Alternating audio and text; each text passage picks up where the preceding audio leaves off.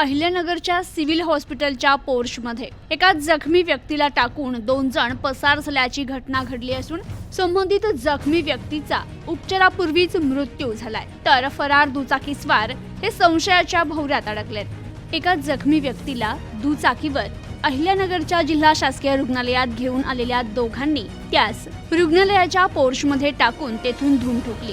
ही घटना लक्षात आल्यावर रुग्णालयातील कर्मचाऱ्यांनी त्या व्यक्तीस उपचारासाठी रुग्णालयात नेलं, मात्र डॉक्टरांनी त्याला उपचारापूर्वीच मृत घोषित केलं। तर संबंधित व्यक्तीला रुग्णालयाच्या पोर्चमध्ये टाकून पसार झालेले दोघे संशयाच्या भोवऱ्यात अडकलेत। त्यांचा पोलीस शोध घेत आहेत। 2 अनोळखी इसमांनी त्यांच्या मोटरसायकलवर एका अंदाजे 38 वय असलेल्या अनोळखी इसमास 20 एप्रिलच्या मध्यरात्री 1:15च्या सुमारास अहिल्यानगरच्या जिल्हा रुग्णालयात आणलं, मात्र रुग्णालयाच्या पोर्चमध्ये त्याला टाकून ते संशयास्पदरित्या तेथून लगेच निघून गेले। काही वेळात ही बाब तेथील सुरक्षा रक्षकाच्या निदर्शनास आली। त्यांनी रुग्णालयातील कर्मचाऱ्यांना सांगितलं। कर्मचाऱ्यांनी संबंधित व्यक्तीला उपचारासाठी आतमध्ये नेलं।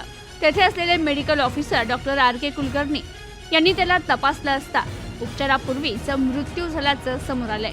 तर ही बाब त्यांनी police head constable Deepak Jadhav यांना सांगितलं।